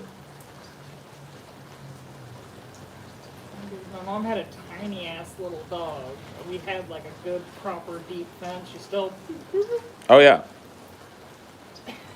Yeah. Dogs do this thing like escaping. And then what happens, Jason? They fuck a couple of other dogs, and there's like 19 puppies out there that you were accountable for because you didn't want to snip your dog's balls. Good job, buddy. And that dog broke out after she was fixed. So imagine if she was like an actual key. Oh my God, yeah. Makes them more aggressive. Yes, it does.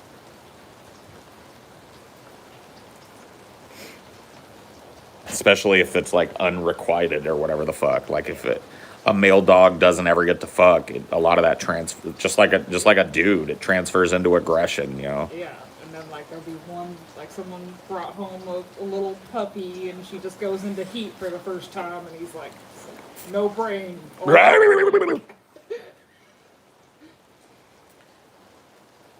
I'm aware of the lengths that males will go to get some. The problem is that fixing dogs is something like 20 times more likely to result in the dog getting cancer and separation anxiety. All right. Maybe you shouldn't own a dog then, Jason. How about that? I just fixed the fucking problem for you right there, buddy.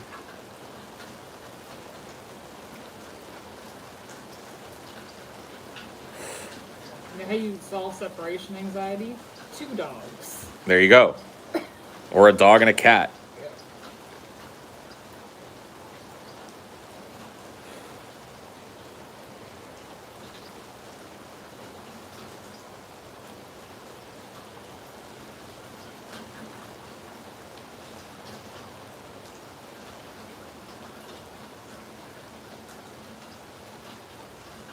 Dude, we should cheat and open up the top of that thing and just let the rain fill it up.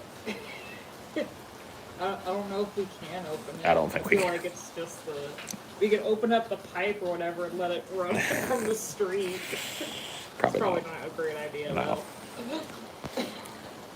That's why I don't have a dog. I know I couldn't take care of a dog while trying to look after my kids and my cats. There you go.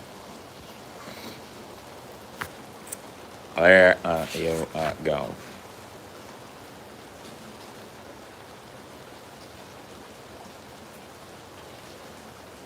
I'd never like go out and like recommend someone get a dog just for shits and giggles or on a whim or whatever the fuck. No. If you have any hesitation at all, just don't do it. Yep. And if you don't know anything about dogs, don't do it. If you've never owned a dog and you're not willing to sit down and read and do some fucking research on what it takes, don't do it. If you think you're not ready for a dog, don't do it. Dogs are not a level of commitment that I would say rises to the level of having a child, but they're just subbed at. You're medically responsible, you're physically responsible, not only for their caretaking and their feeding and all that, but for giving attention and loving them, and you know what I mean? You're not willing to fucking do that, then There's a reason cats are more popular than dogs, because cats have a little bit more independence. right. They require a little bit less of that, but they require every bit as much as the other things. Yeah. You just don't have to walk them. People should take this attitude to having children. Yeah, I agree. Unfortunately, you can't regulate fucking people fucking. Well, maybe not people fucking. Yeah. You could theoretically regulate reproduction.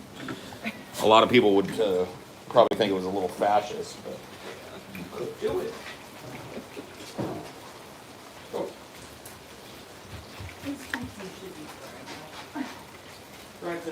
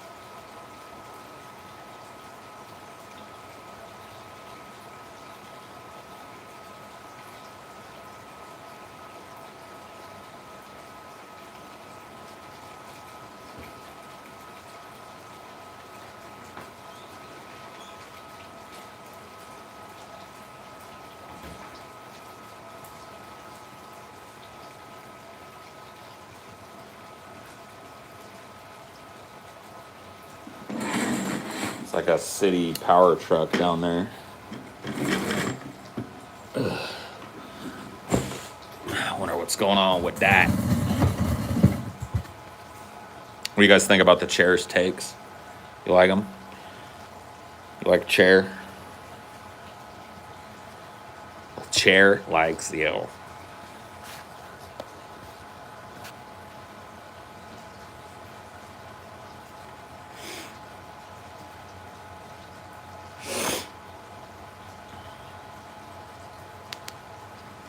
Based. Man, I don't mean to share too much information, but I just had a really unpleasant poo. I've been barely eating the last couple of days due to an onset of super deep depression where I wanted to spend my days off curled up in a fetal position with a blanket pulled over my head. And as a result, what little bit of food I have eaten, it was just a very unpleasant poo. Let's just put it that way. Some poos are pleasant and other poos are very unpleasant. A depression poo, yeah. Good old depression poop.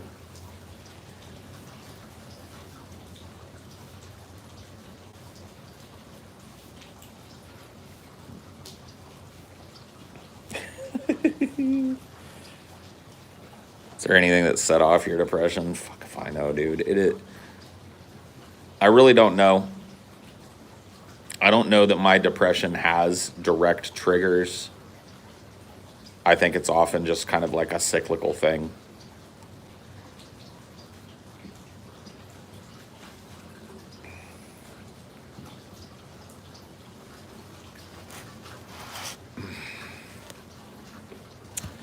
Depression poop, depression poop. Oh, oh, oh, oh, depression poop.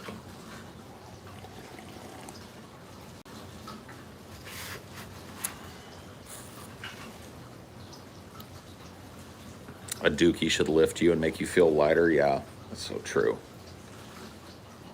So true, man. So true.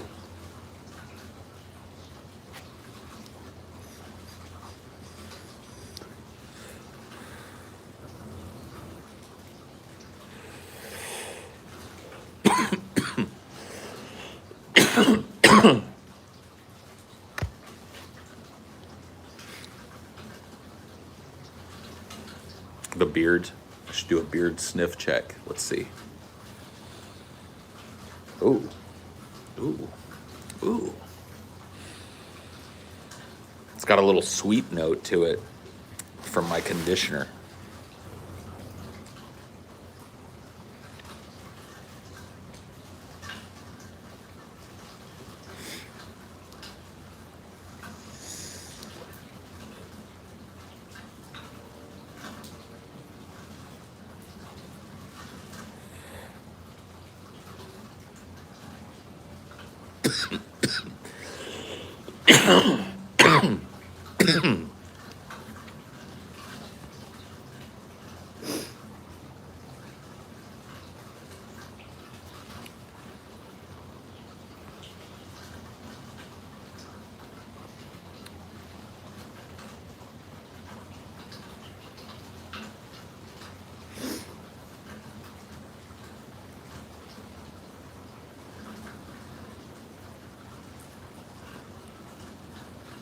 Somebody could Photoshop the beard off of me.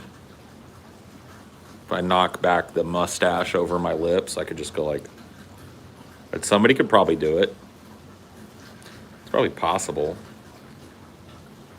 It would definitely require, you know, some real Photoshop skill, but I think it could be done.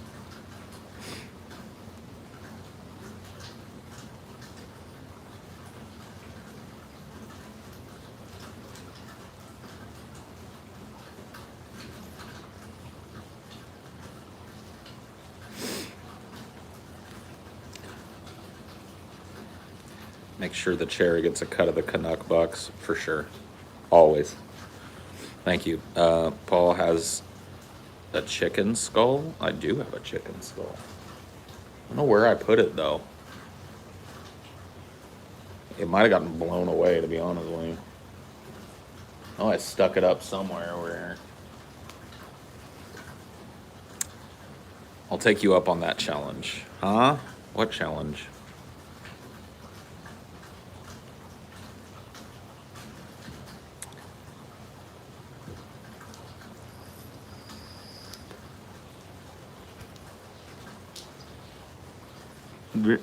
There's the chin. It's hiding under there.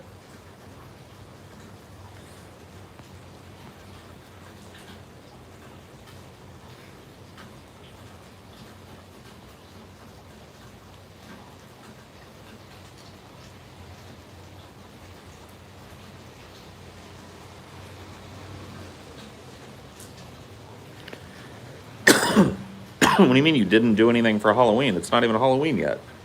You still got time to do stuff for Halloween. Get a fake pair of fangs. Put on some fucking Monster Mash. It's a Halloween party. Where would you rather live, France or England?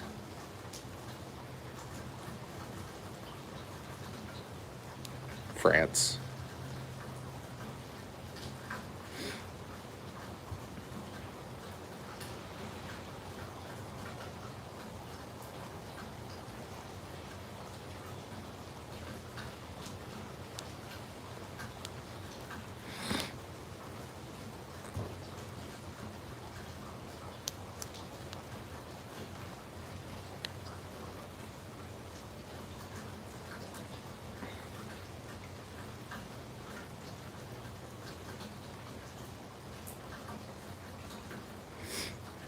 Dude, that would be a pretty fun thing to do, although it would be terrifying for me.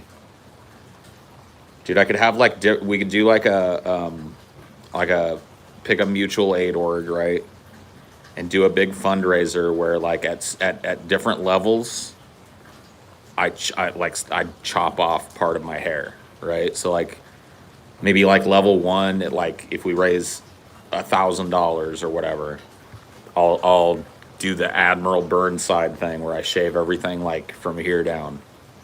I'll have the big mutton chops, and then you know, maybe the next stage I'll shave off the mustache so I only have the big giant sideburns, and then maybe the next stage is beard completely off, and then maybe the higher tiers are like 6 inches of hair gone, and then the top tier is like all hair gone, bick down to fucking the skin. And then maybe the highest ultra tier is eyebrows. The hair removal telethon, dude.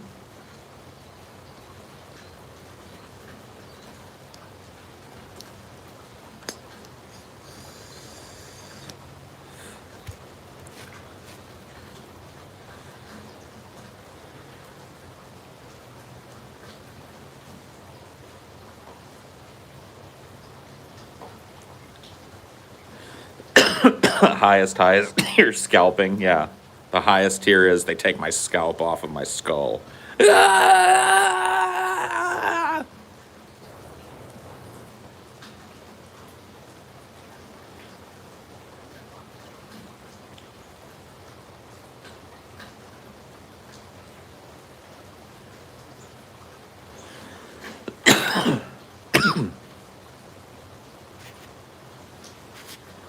Dude, it depends.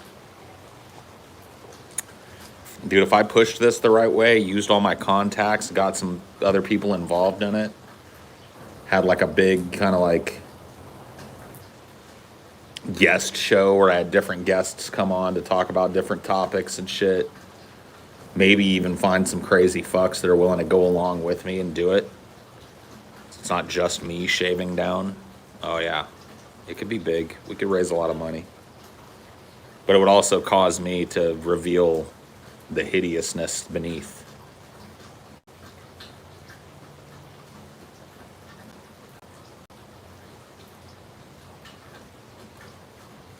I don't think so. TFF nudie calendar. Oh man, no. Please no.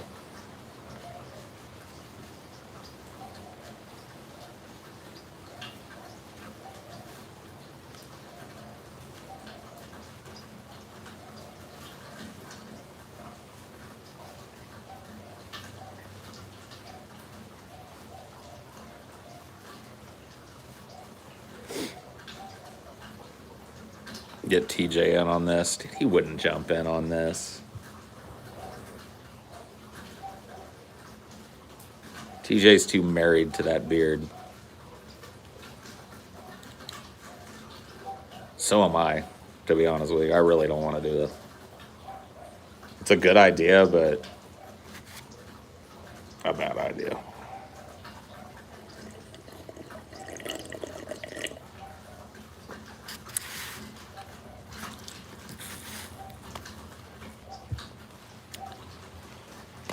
TJ's answer to that would be like, nah. No. Nah. He would definitely give me one of these too. He would go, meh. Nah.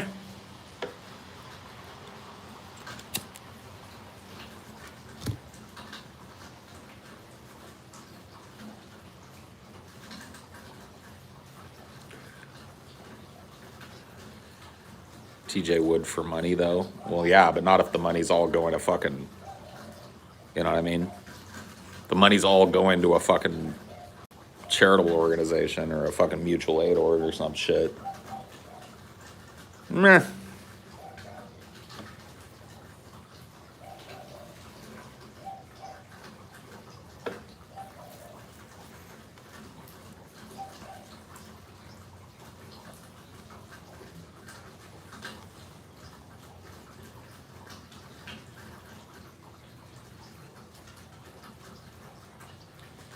He'd give you the same Frenchman's wave that made a stripper call him ugly. Yeah.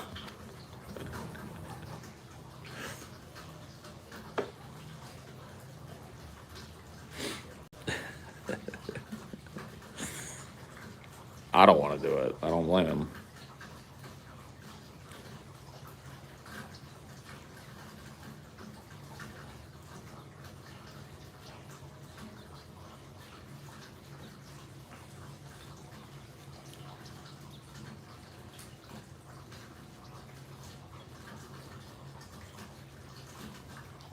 You are dismissed.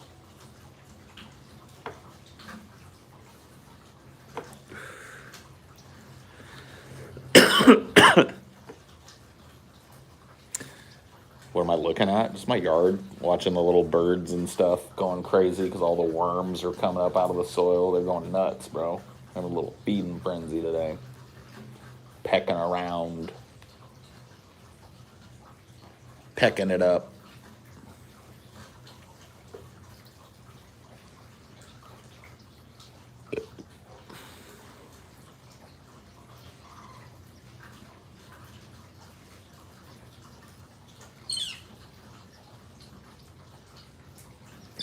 Take it away.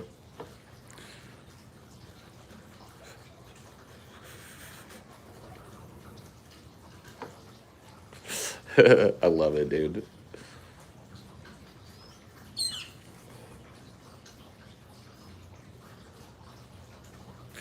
I've seen TJ do that, like to servers and shit, and I'm just like, I remember one time he did it because all the place had was curly fries or some shit. It was like, there was the infamous "How are your